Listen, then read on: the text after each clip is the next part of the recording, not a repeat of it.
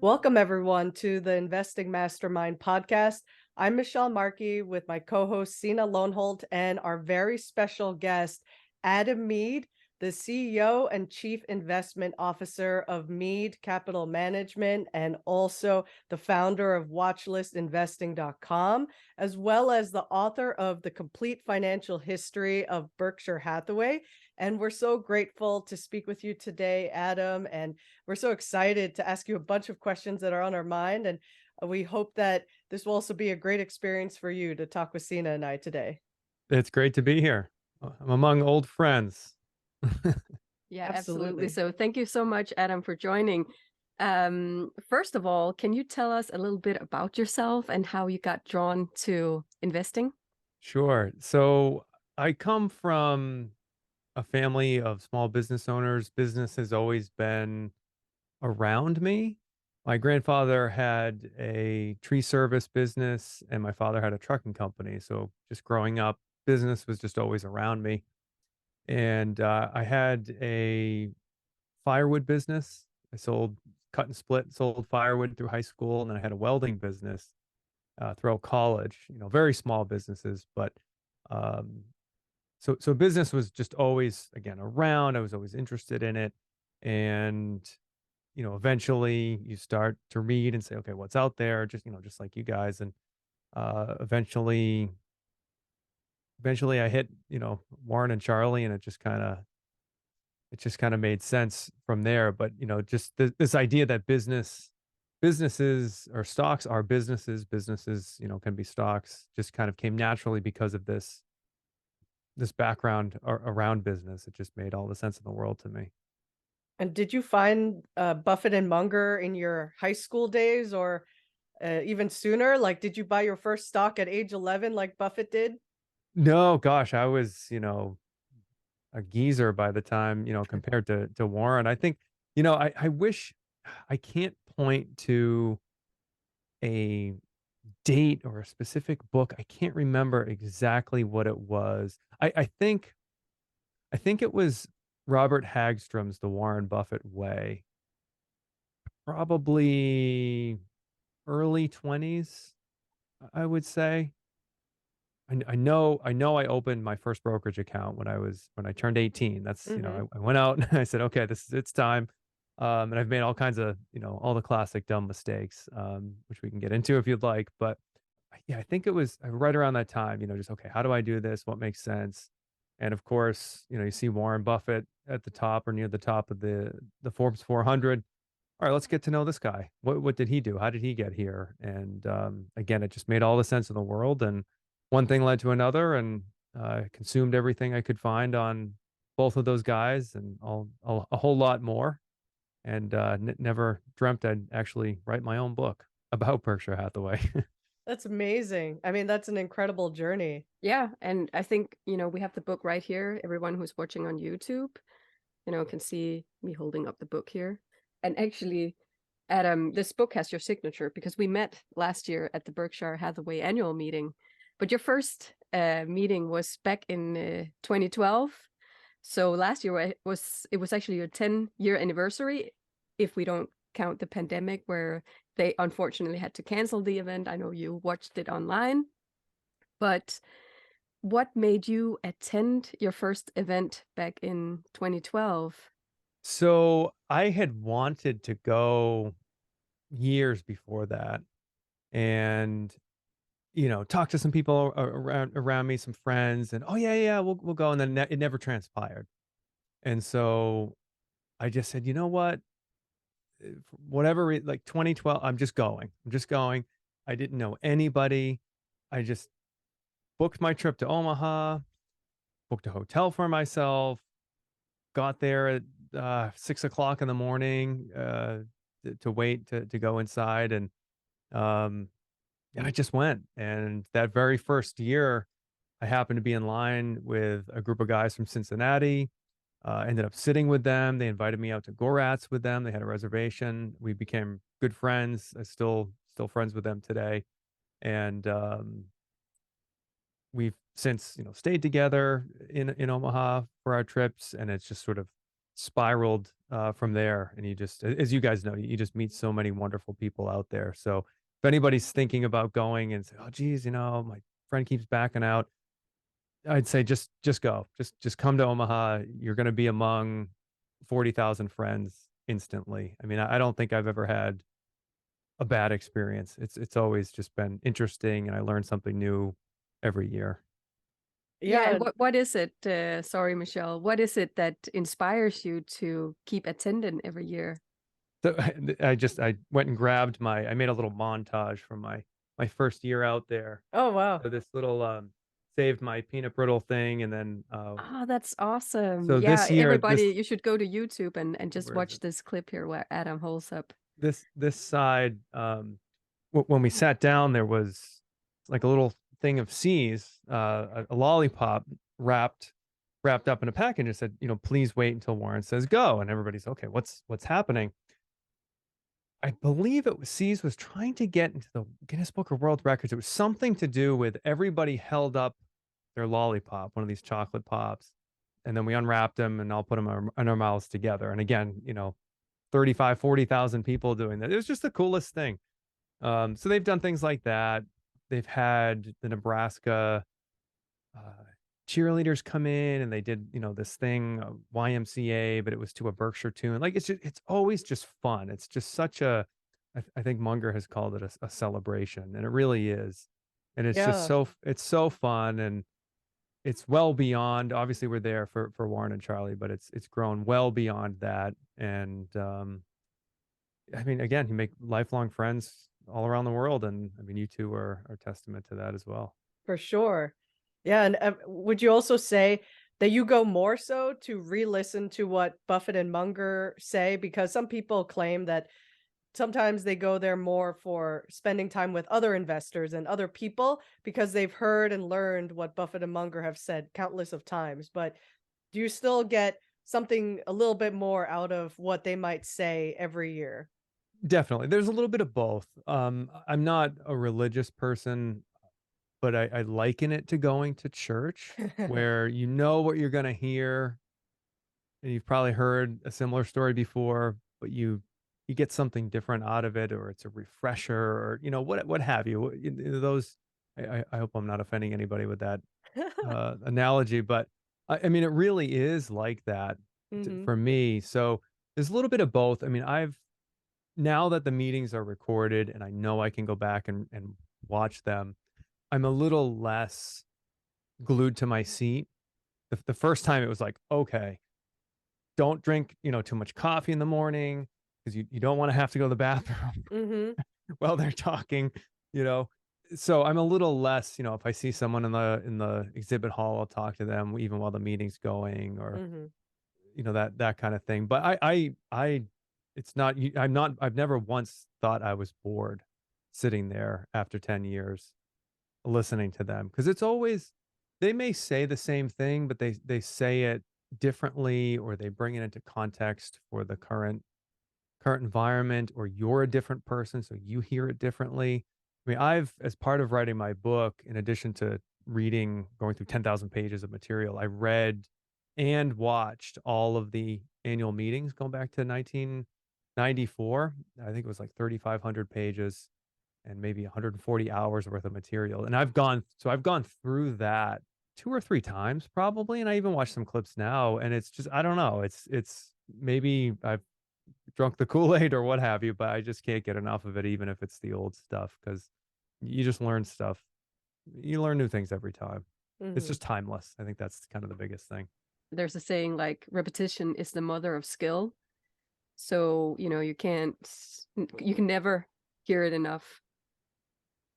And there's always, I mean, one of my favorite things is when I'm sitting there and Warren Buffett makes me feel stupid. And what I mean by that is, like, a couple of years ago, there was this whole big hullabaloo about Coca-Cola and their compensation program. And a professional investor said, "Oh, he I won't go into all the details, but even the professional investor got it wrong Hmm. publicly."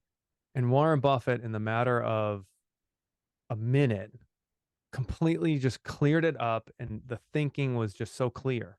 I think it's witnessing and experiencing that clear thinking that you can then apply to your own investment process.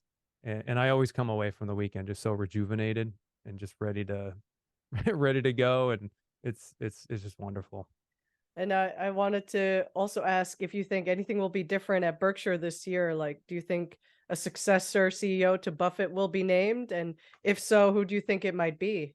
Well, I think we've already sort of settled on Greg Abel. That was my choice, and I did put it in the book. That was my bet. So it is in print. So was it? I think it was last year.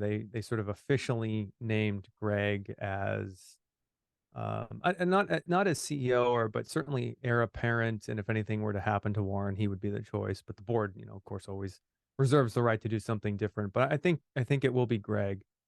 I mean, it could be this year that they come out and say Greg's the guy. And honestly, I don't think anything will change. I think he's already sort of doing the job. Everyone kind of knows it's him already. He's been in this vice chairman of non-insurance operations for a couple of years now. I think 2018 officially. And I mean, I've talked to some of the managers about him, and they have good interactions with him. He participates. He still had I mean, he learned at the feet of the master, and now he's able to apply this hands-off approach to those folks as well, while also being knowledgeable about their businesses. Hmm. So I think it will be Greg. I don't know.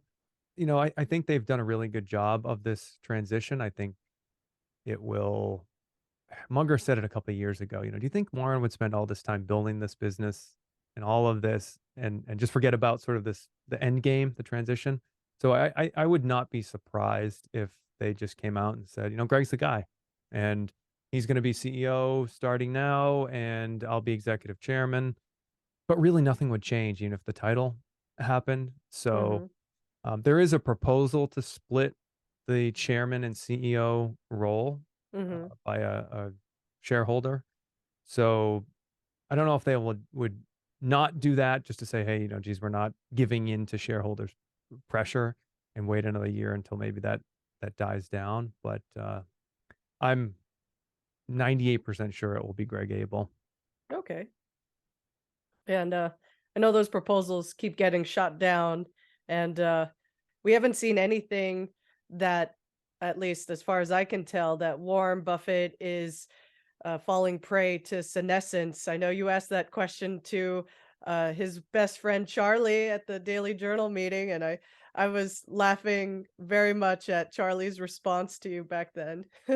Well, at one point, Warren called Charlie his canary in the coal mine because Charlie's 7 years older. So, Hmm. if Charlie's still living, well, geez, you still get a good 7 years out of Warren. It really is amazing. And again, you go there and Warren gets these questions and he's talking about, I don't know, a number of policies at Geico or some event 50 years ago. And you really get to see this incredible mental capacity at work. Time will guarantee that he will not be there forever.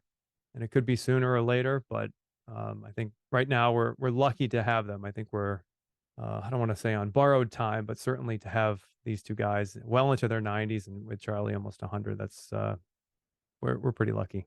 Adam, we need to talk about your book. It's incredible. I really, really admire also how much work you put into this book. It's incredible. You mentioned it earlier also, 10,000 pages that you needed to read. And just, not only Berkshire Hathaway, but also about textile mills in general before Berkshire Hathaway became this conglomerate. It was a textile mill. But why should people that are new to investing, why should they read this book here, The Financial History of Berkshire Hathaway? Well, and I should offer a disclaimer. The title is The Complete Financial History of Berkshire Hathaway, but of course, the second I published it, it became The Incomplete Financial History. So it does end in 2019. I probably will do an update, through 2024. It'll be another 5 years. but I think, and I used the word in relation to the annual meetings of timeless, the word timeless. I think the history of Berkshire Hathaway, the examples might feel old and some of the numbers might feel small, but in proper context and looking for those timeless lessons, I think they're going to remain relevant for forever, or at least for a very long time, because there's it's just the basics of business. And I think, one goal I had for the book, I kind of wrote it for two audiences. One is the existing Berkshire shareholder, the diehard fan, already has done a lot of the work that I did even to write the book, and maybe just wants to use it as a reference guide or refresher on a particular year or a particular decade. And that's fine. I'm under no illusion that everyone's going to make it through 750 pages of my 2.5 pound book, according to Amazon. But then that second audience is the newer investor, right? You say, okay, maybe it's someone coming out of school, out of college, just learning investing. Okay, Berkshire Hathaway, Warren Buffett. I should clearly study him, but oh my gosh, how do I get up to speed on this incredible conglomerate that has covered over half a century of investing? And so I'm hoping that this is a way for the newer investor to say, okay, here's a relatively small compared to the material that's out there. Get up to speed on the company. And again, if someone wants to skip through it and read maybe just the chapter endings where I summarize the decades, but there's just so many timeless lessons in there. Starting again, you mentioned Sine, the textile mills. They're ancient at this point, right? But the fundamentals of that business, working capital, competition, the decline of the industry, return on capital, all these basic things, these are timeless building blocks and principles that, studying this very simple business, you can then apply, and you can see how it's applied at Berkshire and without Berkshire, outside of Berkshire, over time and in your own investing process. So I think, and I hope that it does help the newer investors as well. Yeah, for me personally, I really like to use it, like if I read an annual letter, 1986, need to go back and just, what's it he said about owners' earnings. And then, now I also have your book, to further dive into that year, or, certain topics that I want to revisit. So I really like to use it like that. And I think it's definitely a book that's, investors should have on their bookshelves to be able to look up certain eras, or just look up certain concepts from Warren Buffett style investing. What are some of the key financial lessons that beginners can learn from studying the history of Berkshire Hathaway? Yeah, I think, and I hope I've done a decent job of highlighting it. There's a lot of the details in there, in terms of just sort of the what happened, but the lessons and the principles. I think, again, starting at the beginning, just sort of the basics of business. How do you look at a balance sheet or an income statement? What is important? And I've tried to pull out those lessons and attach them to something that's real. But again, it's just sort of, what are the basic building blocks? Do you understand the business? Can you value the business, right? And so you get to walk through. Some of it gets a little bit maybe esoteric when you get into insurance, and you start talking about reinsurance and super cat and excess of loss and deferred charge, all these sort of accounting terms. But if I've tried to take, again, those moments where Buffett, whether through his writings or his speeches, it just sort of hits over the head. Oh, okay, this is how you think about that. I've tried through my own understanding of it to convey that in the book. And so I'm thinking about writing another book that sort of pulls out these key lessons and just really distills them away from sort of all the detail. But those lessons are in there. And again, you can see Warren walk through starting with Berkshire Hathaway, which is sort of the cigar butt type investment where it was just a quick flip, still struggling through the textile business. You see him get into other industries, allocate that capital. You learn that capital is fungible. You can go into any industry when you have the right manager there. And then as they get into buying other businesses and how the accounting works and how much they pay for these businesses. And what's surprising is that they're pretty simple businesses. It's nothing really that high tech and oftentimes it's the opposite, right? It's the low tech things that Berkshire has gone into. And so you get to see this evolution of the man who started with the Ben Graham type approach and gravitated towards the Charlie Munger type approach of buying better businesses and what that looked like and how he invested in them. And all the way up until today, recently and I say recently, it's been 5 or 6, 7 years now with a company like Apple, but you still see the man learn. And that's fun to be able to sort of reverse engineer. And I've tried to do that in the book as well, reverse engineer these acquisitions and what perhaps he looked for in them, what were the financial metrics. And, if you can sort of forget some of the numbers, but just keep these key principles from the book. Part of a question I had related to that area was, why do you think Buffett stayed in the textile business for so long when he probably realized that there were changes happening, like increased foreign competition? And I know he was remiss to want to let go of a lot of people because it was the livelihood of a lot of employees in the New England area. And why do you think he sort of like took a while to try to reallocate the funds out of what appears to be an industry that's in a slowing decline? Yeah, well, I mean, it was sort of a two-step process. So he recognized it, but he was also slow. So one of the first acquisitions they made was in 1967. They bought National Indemnity Company, an insurance business. That insurance company is now one of the largest, I think the largest in terms of statutory capital in the entire world. But that happened in 1967. He took control in 1965. So as the business shrunk, he started allocating the capital pretty much immediately. So that did happen. I think he was still, and this was part of the evolution of Warren Buffett, still very much of the sort of, again, the cigar butt type of investing. I can milk this thing, right? So there was that dynamic, and then the dynamic of what you mentioned, Michelle, and I forget the exact way he phrased this, but he said basically, if this business is going to not take up a huge amount of capital, we don't have to put any more capital into it. I'm okay keeping this business open in, Fall River, New Bedford, Massachusetts.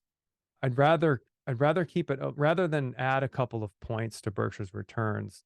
I'd rather keep this business open and keep these largely Portuguese immigrants in that area employed. They were all, and I'm just generalizing, but older, non-transferable skills, getting ready to retire. Many of them didn't speak English.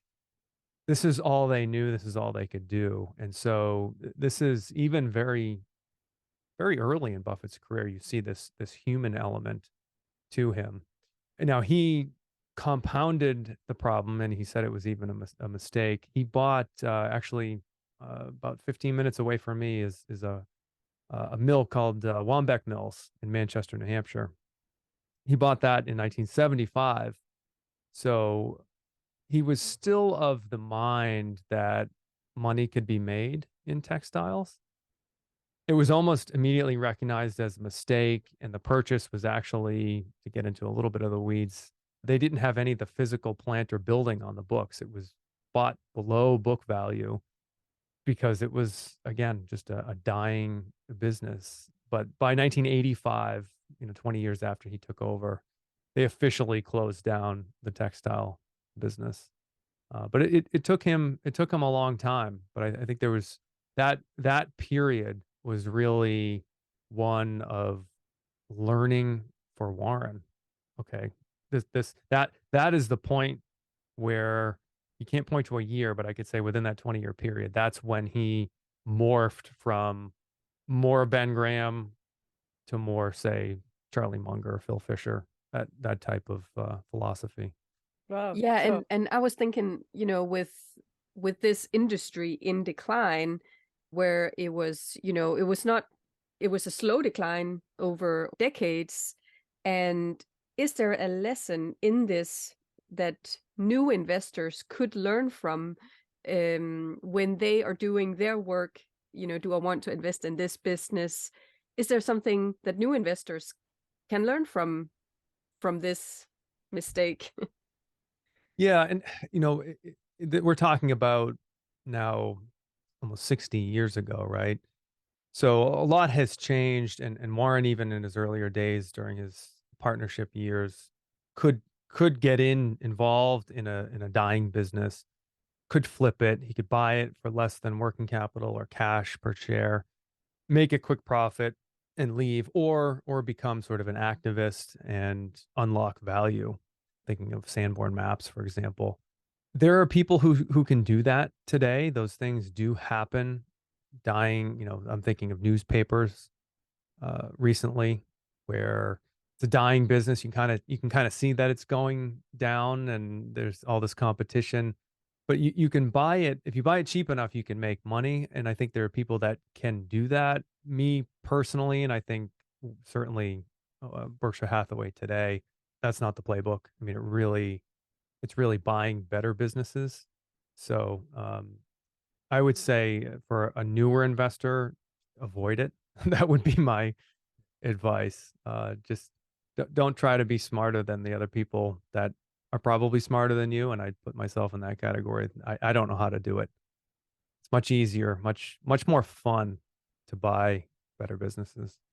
yeah, and maybe ones that are publicly traded rather than trying to go after some private equity where I feel like it takes maybe just inherently more time to get to know private businesses. And not that it couldn't be done, but there might be somewhat of a learning curve, as we've seen that proved to be one of Warren Buffett's most salient challenges. So, with our time sort of coming to kind of an end soon, I wanted to start asking some final questions, like what advice do you have for beginner investors who are just starting out, and how would you recommend they go about building a solid foundation for long-term investing success? I think first of all, get started, and it has to be with real money. Don't try to do it with a plain money account, and put at risk a meaningful amount of your own capital. Much easier done if you're younger, and it will feel larger than it is maybe when you're younger and you have a smaller net worth. You have to feel it if you lose, and you will lose.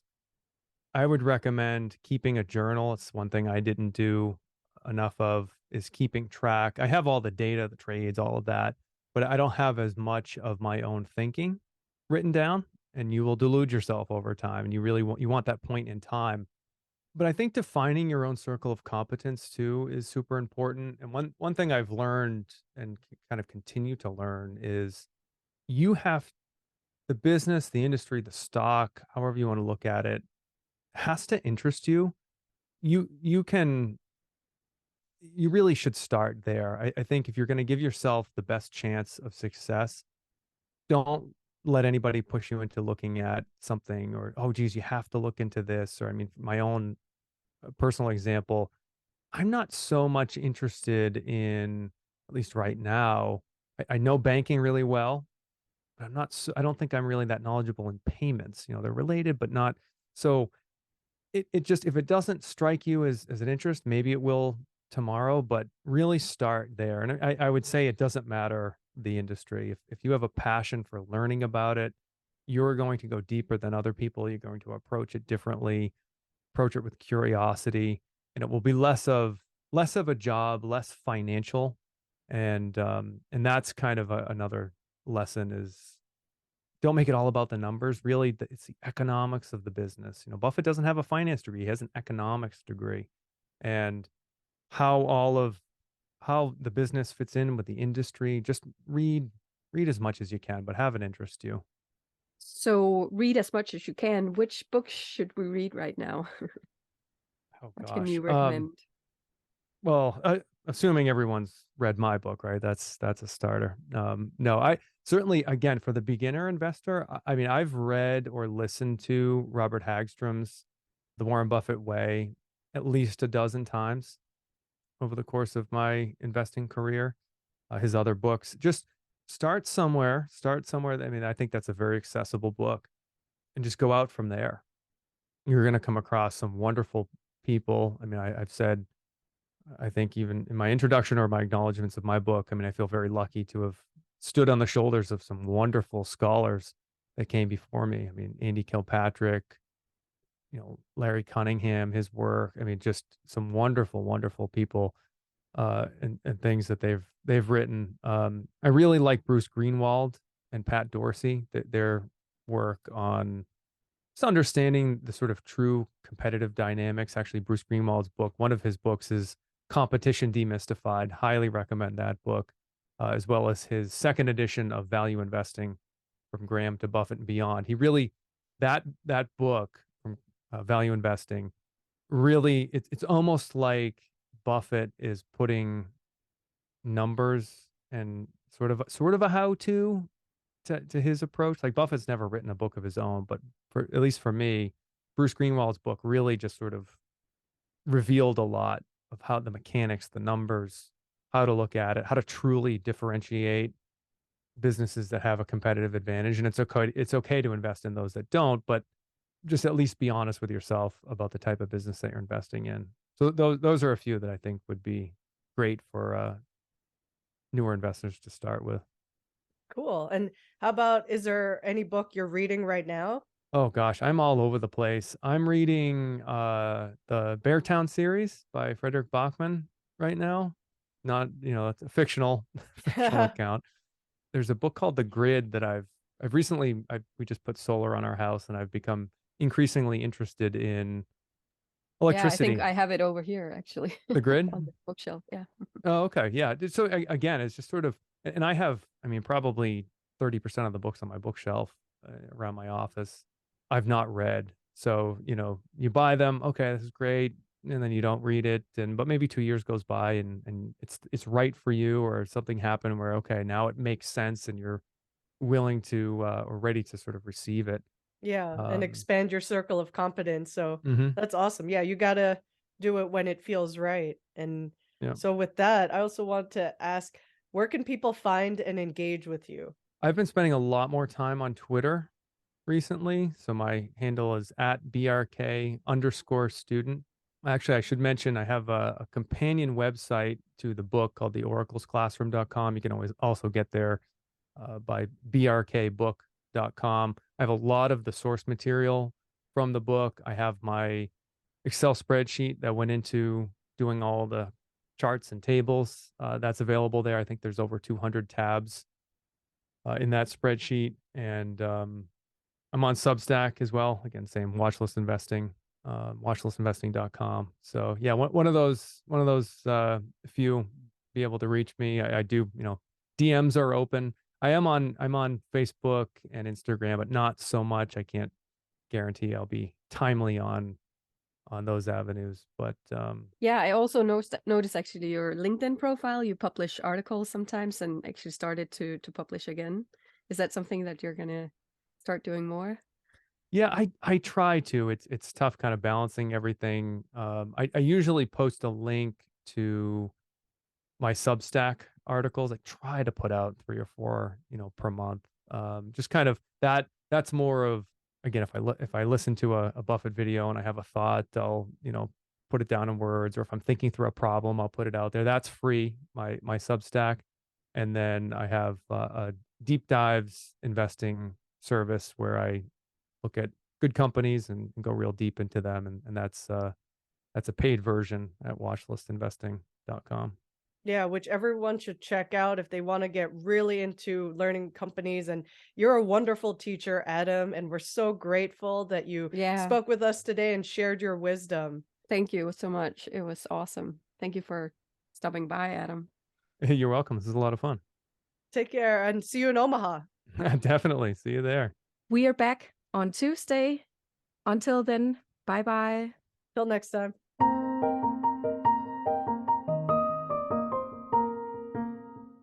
If you enjoyed the show and found the content informational, we would be super grateful if you would leave us a review and follow us wherever you get your podcasts so you automatically get new episodes in your feed. We publish a new show every Tuesday. The contents of the Investing Mastermind podcast are for educational, informational, and entertainment purposes only. None of this is investing advice, and if you need help in your personal situation, please consult with a professional.